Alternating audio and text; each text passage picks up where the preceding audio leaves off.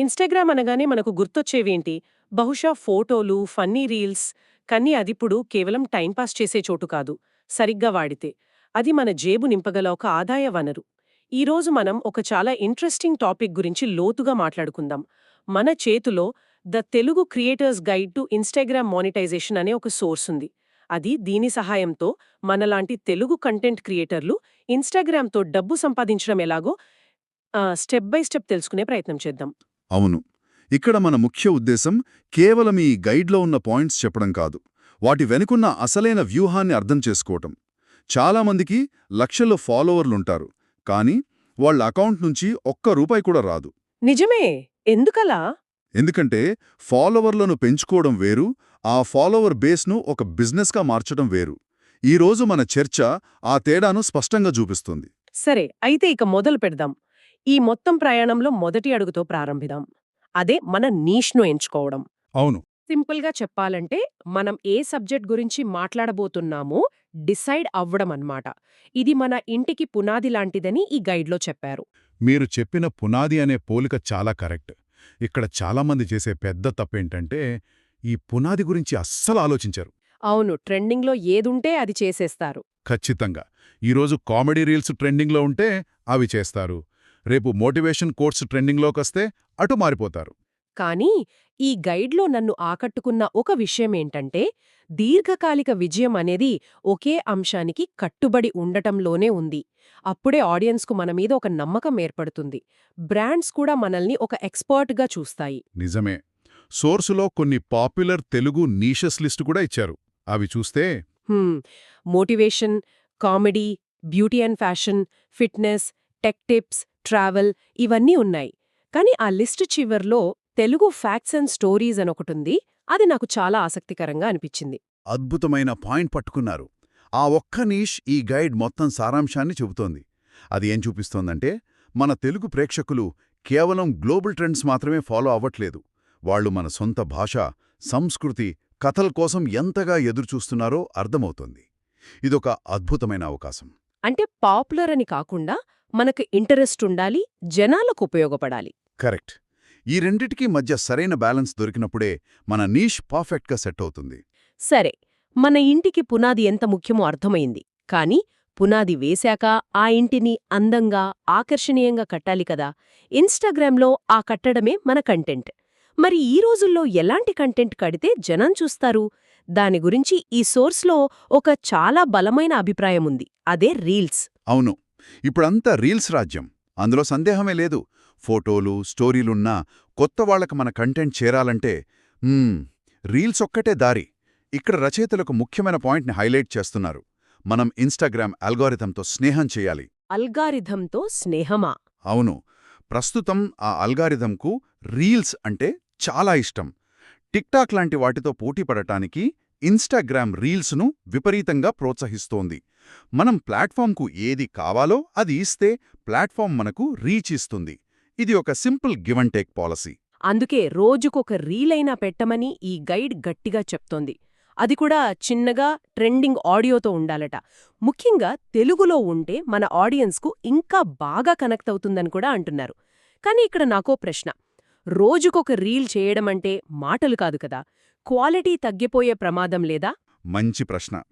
చాలామంది ఇక్కడే ఆగిపోతారు. ఇక్కడే నిలకడ అంటే కన్సిస్టెన్సీ అనే పదానికి అసలైన అర్థం తెలుస్తోంది. నిలకడ అంటే ప్రతిరోజు ఒక సినిమా లెవెల్ రీల్ తీయమని కాదు. మన శక్తికి మించి ప్రయత్నించి వారం రోజులు చేసి ఆపేయడం కన్నా ప్రతిరోజు ఒక సింపుల్ కాని విలువైన రీల్ చేయడం ఉత్తమం. మొదట్లో పర్ఫెక్షన్ను పక్కన పెట్టి కంటెంట్ పోస్ట్ చేయడంపై దృష్టి పెట్టాలి. పోస్ట్ చేస్తూ ఉంటే మెల్లగా మనమే మెరుగవుతాం. ఓకే. ఇక పోస్ట్ చేసే సమయాల గురించి కూడా చెప్పారు కదా. అవును. ఉదయం 7 నుండి 9 గంటల మధ్య, సాయంత్రం 6 నుండి 9 గంటల మధ్య పోస్ట్ చేయమంటున్నారు. ఎందుకంటే ఆ టైంలోనే ఎక్కువ మంది ఆఫీసులకు వెళుతూనో లేదా పని తర్వాత రిలాక్స్ అవుతూనో ఫోన్లు చూస్తూ ఉంటారు. ఓకే. కంటెంట్ కూడా రెడీ, సరైన టైంలో పోస్ట్ చేస్తున్నాం. ఇప్పుడు ఫాలోవర్లను పెంచుకోవడం ఎలా? హ్యాష్ట్యాగ్లు వాడమన్నారు, అది సరే. కానీ అందరూ అదే చేస్తున్నారు కదా.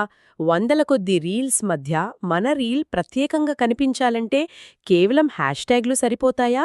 లేక ఇంకేమైనా మ్యాజిక్ ఉందా? మ్యాజిక్ లాంటిది ఏమీ లేదు, కానీ ఒక సైకాలజీ ఉంది. హ్యాష్ట్యాగ్లు మన కంటెంట్ను సరైన ప్రేక్షకులకు చేర్చడానికి సహాయపడతాయంతే.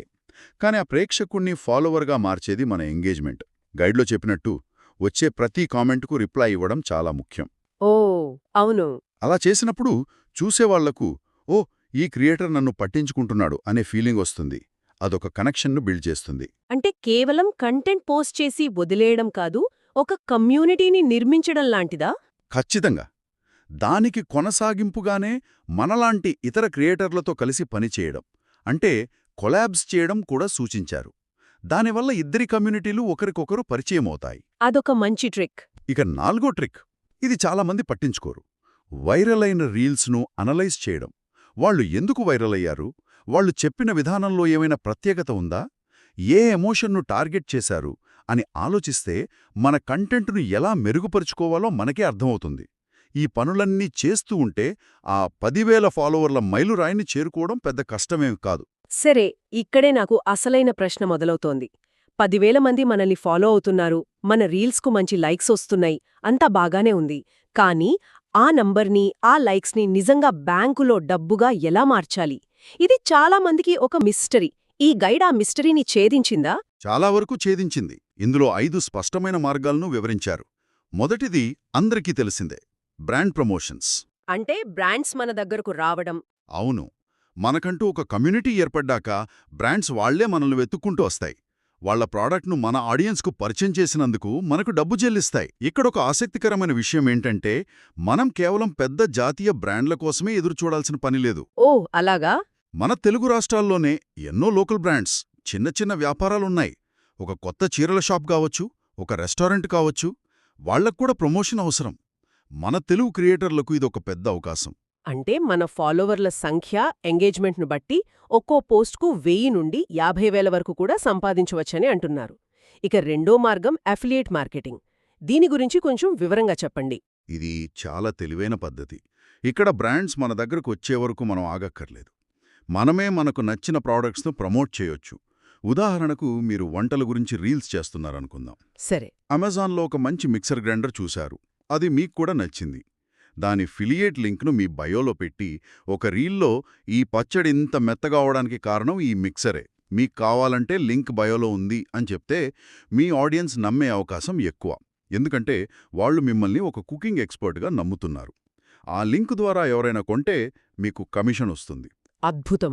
ఇది చాలా ప్రాక్టికల్గా ఉంది. ఇక మూడవది పెయిడ్ షౌటౌట్స్. అంటే మనకన్నా చిన్న పేజీలకు ప్రమోషన్ ఇవ్వడం. అవును. నాలుగవది సొంత ప్రాడక్ట్స్ అమ్ముకోవడం. అంటే ఆన్లైన్ కోర్సులు, ఈ బుక్స్ లాంటివి. ఈ సొంత ప్రాడక్ట్స్ అనే ఐడియా చాలా శక్తివంతంగా అనిపిస్తోంది. అవును, ఎందుకంటే మిగిలిన అన్ని మార్గాల్లో మనం ఒక మధ్యవర్తిగా ఉంటాం. కానీ సొంత ప్రాడక్ట్స్ అమ్మినప్పుడు మన నైపుణ్యాన్నే మనం అమ్ముతున్నాం. లాభం మొత్తం మనకే వస్తుంది. ఇది దీర్ఘకాలంలో అత్యంత స్థిరమైన ఆదాయ మార్గం. ఇక 5వది ఇన్స్టాగ్రామ్ బోనసెస్. ఓ, ఇది ఇన్స్టాగ్రామ్ ఇచ్చేదా? అవును, ఇది మన చేతుల్లో ఉండదు.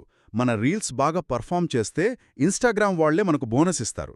దానిపై పూర్తిగా ఆధారపడకూడదు, కానీ వస్తే మంచిదే. ఈ 5ంటిని చూస్తే ఒక విషయం స్పష్టమవుతుంది.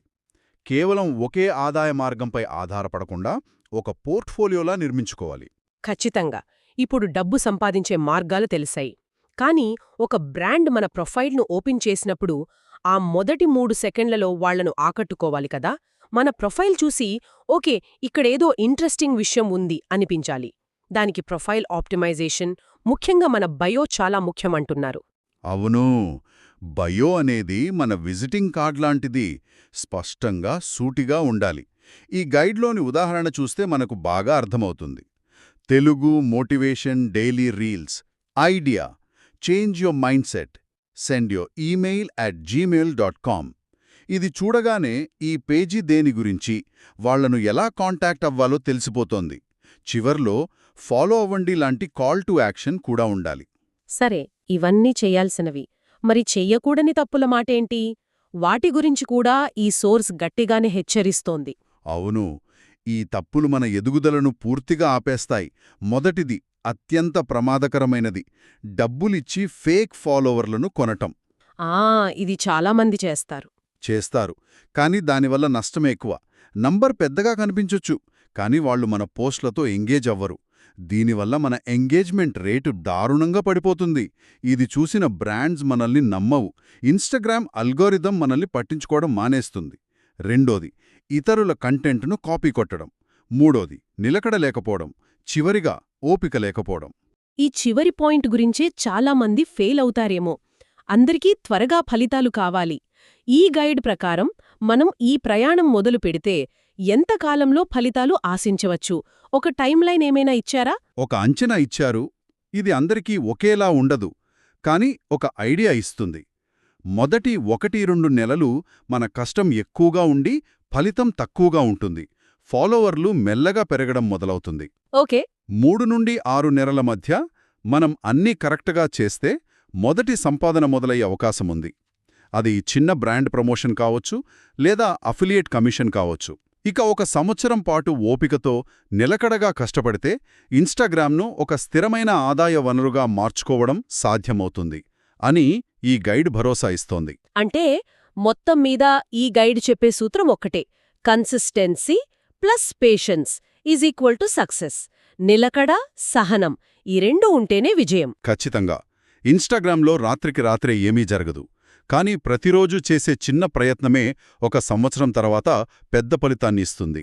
ఈరోజు మనం the Telugu creators guide to Instagram monetization ఆధారంగా ఇన్‌స్టాగ్రామ్ను ఒక సంపాదన మార్గంగా ఎలా మార్చుకోవాలో చాలా వివరంగా మాట్లాడుకున్నాం. సరైన నీష్ ఎంచుకోవడం దగ్గర్నుండి డబ్బు సంపాదించే మార్గాల వరకు అన్నీ కవర్ చేశాం. అవును. ఈ గైడ్ మనకు ఒక స్పష్టమైన రోడ్ మ్యాప్ ఇచ్చింది. ఏమి చెయ్యాలో, ఎలా చెయ్యాలో చూపించింది. ఇదొక అద్భుతమైన పునాది. అయితే ఈ పునాది మీద మనం ఆలోచించాల్సిన ఇంకొక ముఖ్యమైన ప్రశ్న ఉంది. అదేంటి? ఆలోచింపజేసే విధంగా. ఈ గైడ్లో చెప్పిన టెక్నిక్స్ అందరూ ఫాలో అవుతారు, అందరూ ట్రెండింగ్ ఆడియో వాడతారు, అందరూ రోజూ రీల్స్ పెడతారు. మరి వేల మంది క్రియేటర్ల మధ్య మనల్ని ప్రత్యేకంగా నిలబెట్టేదేది? కేవలం ట్రెండ్స్ను అనుసరించడమే కాకుండా మనకంటూ ఒక ప్రత్యేకమైన వాయిస్ను, ఒక బ్రాండ్ని ఎలా నిర్మించుకోవాలి? మన ఫాలోవర్లతో లైక్స్, కామెంట్స్ వరకే కాకుండా వాళ్లతో ఒక నిజమైన, నమ్మకమైన సంబంధాన్ని ఎలా పెంచుకోవాలి? ఈ విషయం గురించి ఆలోచించడం అనేది ఈ గైడ్ చూపిన దారిలో ప్రయాణం మొదలుపెట్టాక మనం వేసుకోవాల్సిన తదుపరి అత్యంత కీలకమైన అడుగు.